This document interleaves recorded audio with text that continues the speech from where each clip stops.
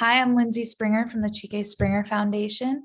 As an organization, we're trying to lift up the entire lymphoma community and really be that connector and facilitator within the community, connecting people and organizations, doing so many amazing things for the community.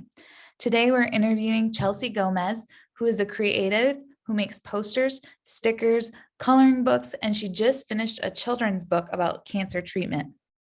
She is known for her eye-catching, colorful artwork that is edgy and real, and many people relate to her honest and raw approach. I love her IG handle, Oh, You're So Tough, and she has her own Etsy shop by the same name. Welcome, Chelsey. Thank you for having me. So to get started, we'll just have you tell us a little bit more about your story and what inspires some of your artwork. So I am a two-time survivor of Hodgkin's lymphoma. I was first diagnosed in 2018, and then it relapsed in 2019. And I was a mother. I had a daughter that was turning 3 when I first was diagnosed. Living life like a regular 28-year-old until I couldn't anymore. So I went on to have a stem cell transplant, which is great. I reached remission because of that.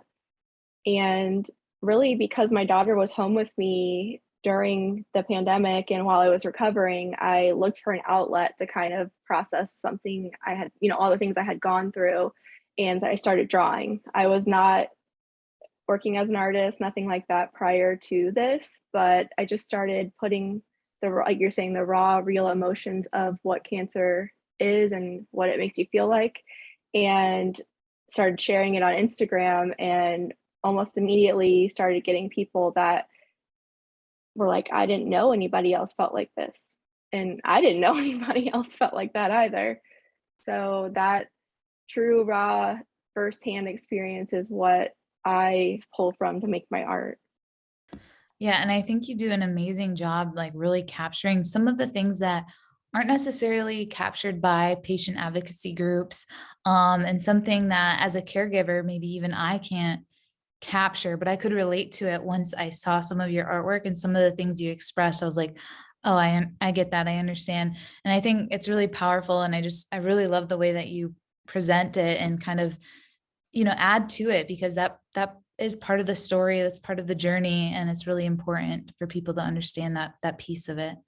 Can you tell me a little bit more about your diagnosis, and kind of how that changed you and made you more feeling like you had to contribute to this community and kind of create your own voice in the space?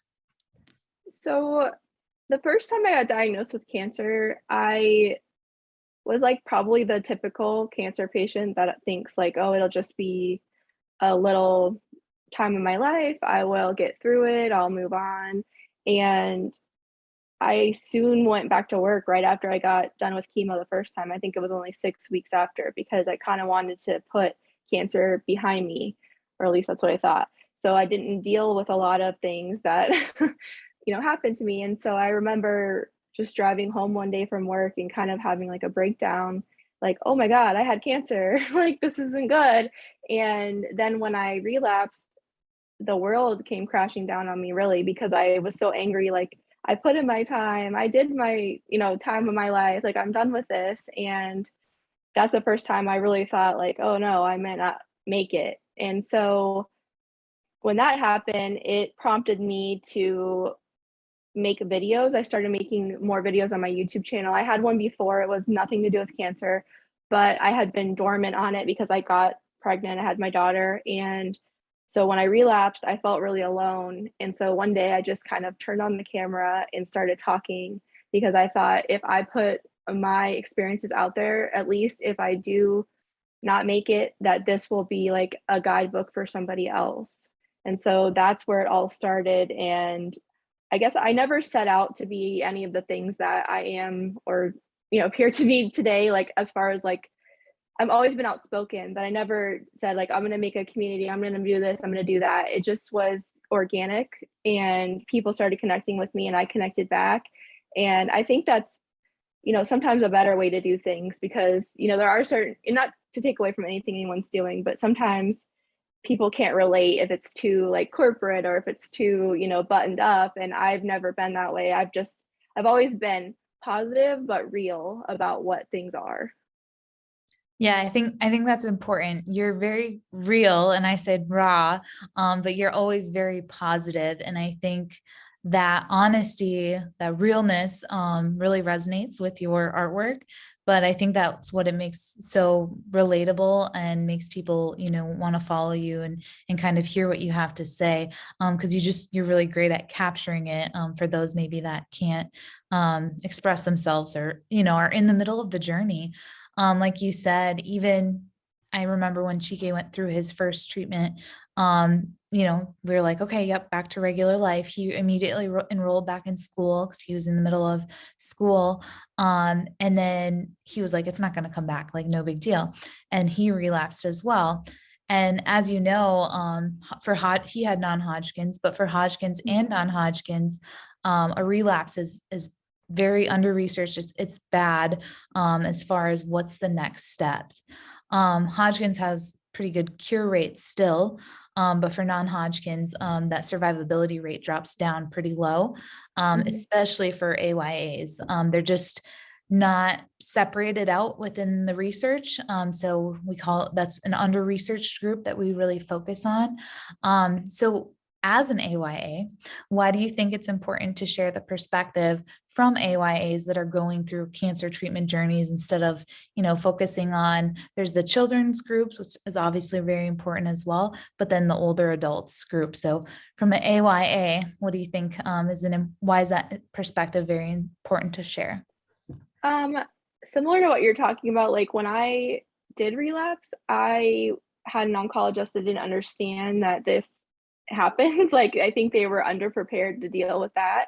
And I remember even my one of my first appointments, them telling me it was the good cancer, the greatest cancer to have. And I was like, what?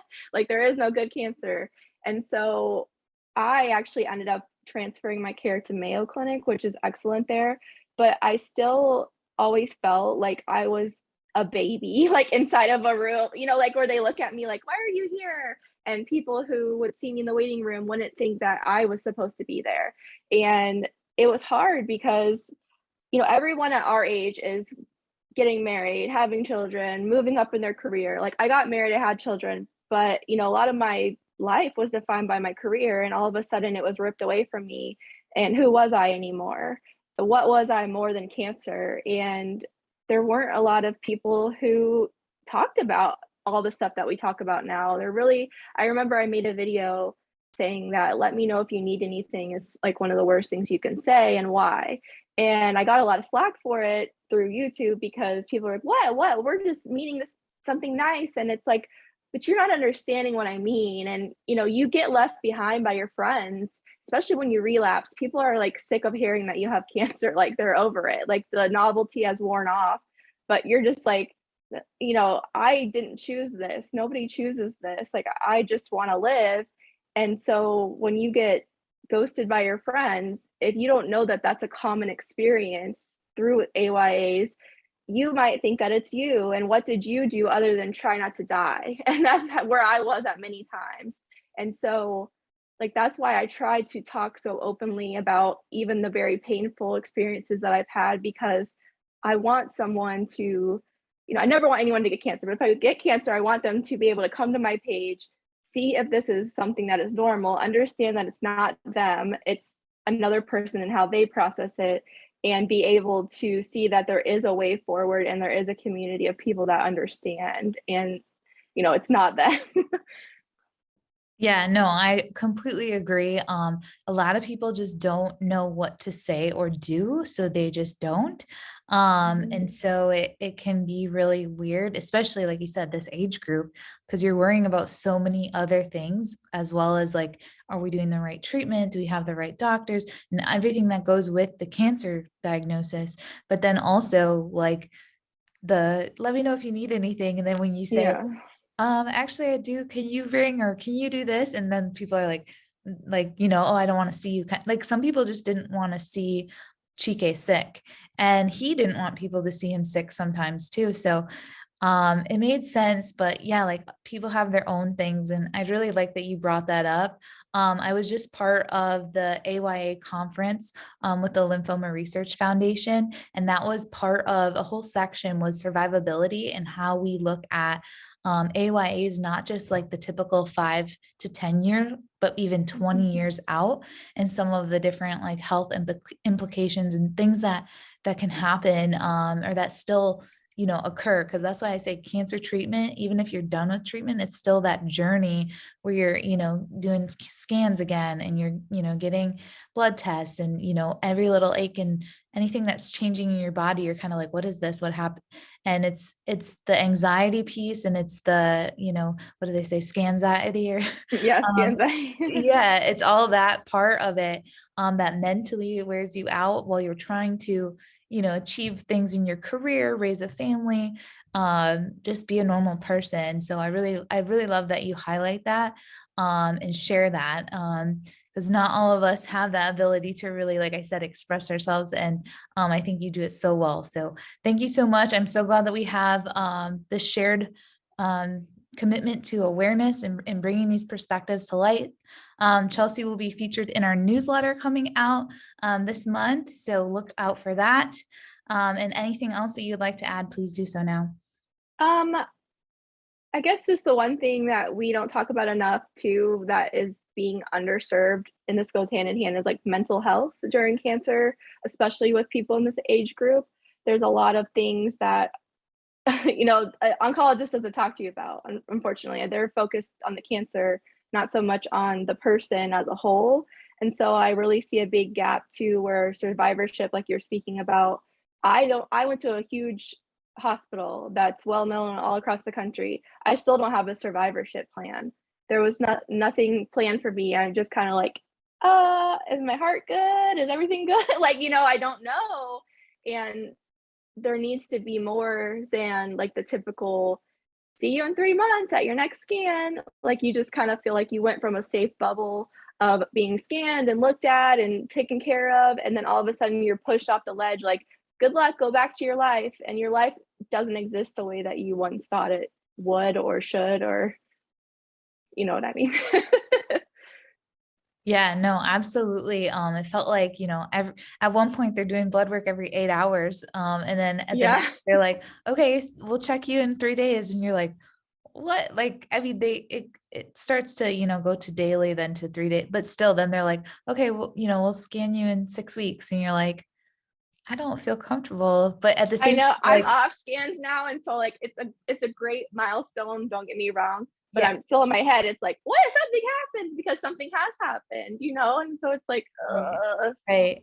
You appreciate not having to go to the hospital and not having to be there and have that waiting anxiety. But at the same time, it's almost like a safety net to be like, okay, I know for sure nothing's going on, or, or if it is, that we can address it. So Mhm. yeah, totally understand that. I think it's very important because I think mental health was the biggest piece, just dealing with everything, with the ups and downs, especially since Chike's treatment never worked. And so we were always constantly deciding on something else. And it just felt like we could never like Mhm. breathe.